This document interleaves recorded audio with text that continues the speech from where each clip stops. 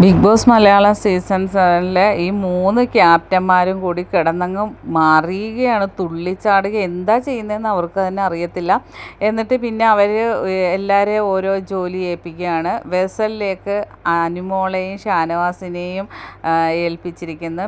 മറ്റേ ഫ്ലോർ ക്ലീനിങ്ങും ബാത്റൂം എല്ലാം കൂടെ അനീഷ്, നൂറ, ആദില, സാബുമോൻ ഇവരെല്ലാവരും കൂടെ ചെയ്യണമെന്ന് പറഞ്ഞു. അപ്പം അനുമോൾ എണീറ്റ് പറഞ്ഞു, എല്ലാവരും എണീറ്റ് കഴിഞ്ഞാൽ ബെഡ്ഷീറ്റ് മടക്കി വെക്കണം.